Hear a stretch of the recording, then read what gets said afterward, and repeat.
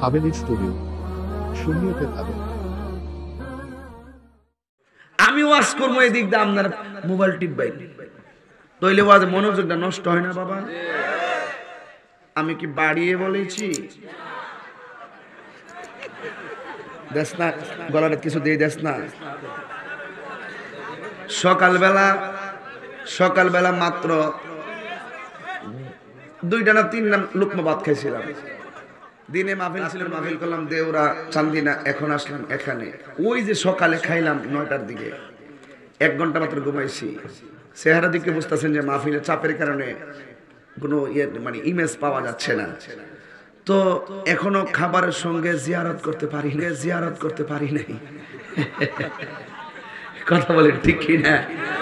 তো এই জন্য মাঝে মাঝে একটু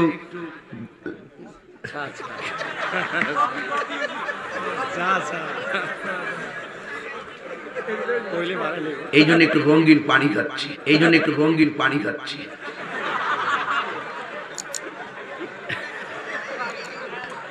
কি বাবাজান আপনারা কি রাগ করতেছেন আমার সাথে? আসলে যে যেমন ধরনের মানুষ এমন না থাকলে ভালোও লাগে না।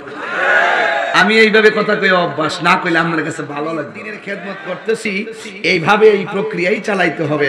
আবার অন্য প্রক্রিয়ায় গেলে আপনার কাছে ভালো নাও লাগতে পারে, ঠিক কিনা বলেন? কিন্তু মুনাফিক সাবধান, ঠিক কিনা বলেন?